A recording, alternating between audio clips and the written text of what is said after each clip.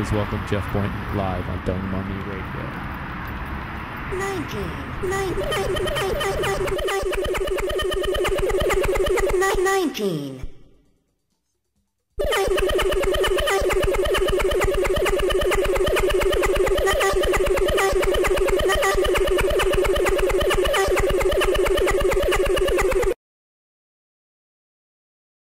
I was born in Oak Park, Illinois, which is right borders Chicago on the west side. It's where Hemingway was born also. Might throw that in. And I grew up in the West Chicago suburbs.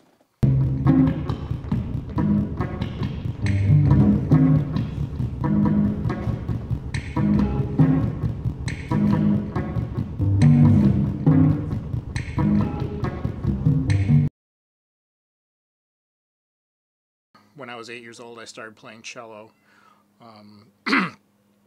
But for some reason, sometime around 1964, my parents had bought this record called Columbia Princeton Electronic Music. And this was some of the most out of the mainstream experimental electronic stuff that was going on in the late 50s and early 60s.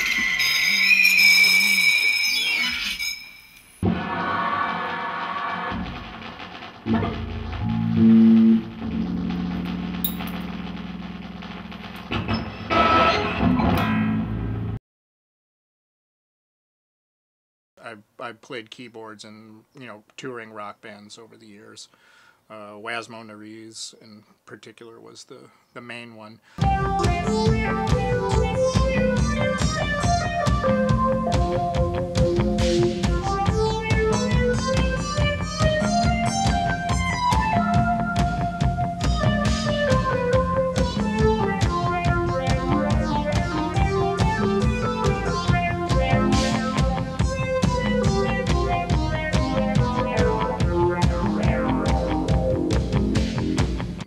Went on tour.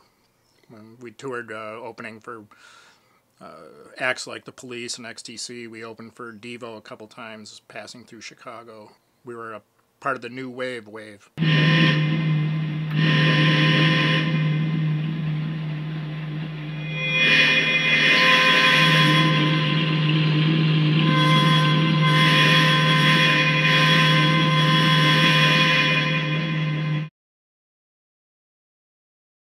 I stumbled across an article on circuit bending, which was an interview with Reed Ghazala, who is the father of circuit bending, as they call him, and the one who coined the term. And I knew that this was something that I could do from reading the article, which explained that circuit bending entails taking inexpensive devices that you're willing to sacrifice should it happen. But it'll be like a kid's toy, like Speak and Spell or old Casio keyboards. Open them up, expose the circuit boards, and take test leads and start short-circuiting different points and trying to find new sounds. So then you can put switches and knobs on and install them on there and make these sounds permanent. And so you start to collect these instruments that do sonic things way outside of what you would expect. So you can look at a very innocent-looking kid's toy, and these unearthly sounds can come out of it. From the time that I read about circuit bending to the time I started was 10 minutes. I was up in this very room, which was before the fire, and I was online, and I saw this article on circuit bending, and I yelled down, "Ramona, do we have any old toys up here?" And and she had a box of old things, and I opened up a couple things and started poking around. Over the years, as I've done a lot of circuit bending and looked at a million different devices, I'm finding there's less surprises with that, and I've moved more. My focus is more on finding interfaces and a way of controlling these things, and it's kind of like it's trying to control that chaos and trying to shape it.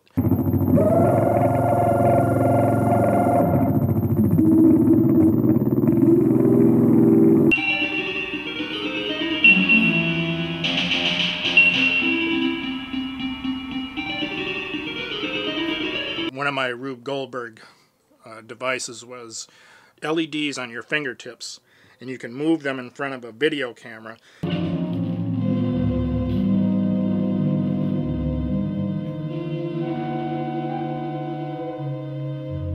the camera will go into a monitor. There's a box on the monitor with light sensors on it that picks the pattern coming up off the screen, and when it picks up that pattern, it comes to another box which shoots a laser into another box, and when the laser hits that box, it plays a note on the keyboard.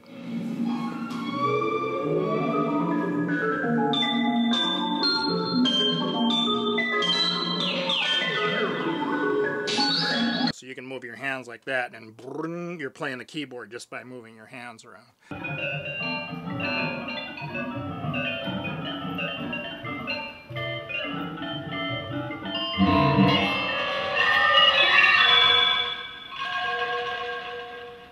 It's kind of a neat piece of art because you can see the lasers going off, and there's LEDs, you know, and there's like it's kind of like an expanded view kind of a thing.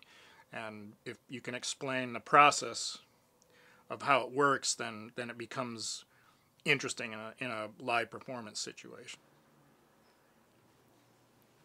He worked with Tina Cuccinati, and Tina would invite him to the events. So, and I was married, and he had a girlfriend, and he had a girlfriend for like 4 years. Never saw her. Jeff, why don't you bring your girlfriend? You know, are you ever gonna get married? No.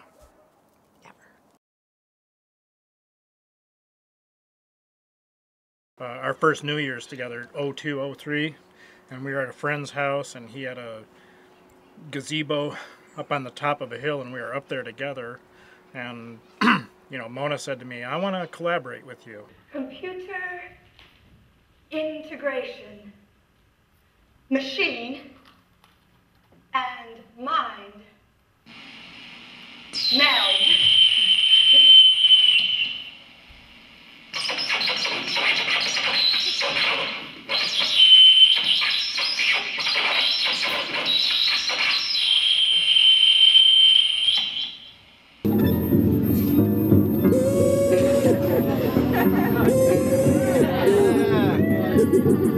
Oh yeah. Do it. Get it.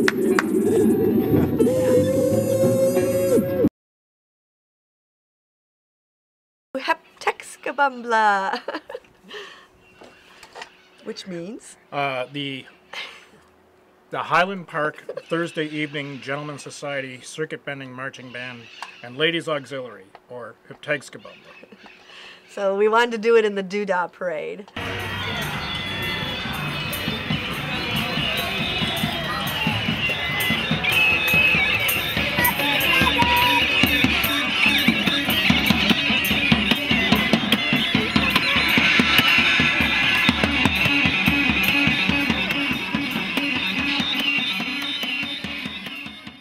I started a website called circuitbentcity.org, and it's where I will be putting some circuit bent instruments on the market there. But these instruments will be designed to work with the interface that I've made. The rhythm is coming from this. We got funk. This is funk. Now I send the signal from the drum machine. It goes into this box here. You can see the triggering, and then that rhythm will trigger.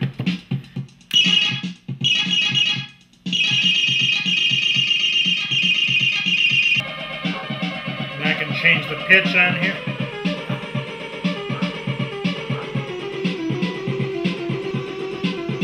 And then the same thing, box will come over here and I can trigger this.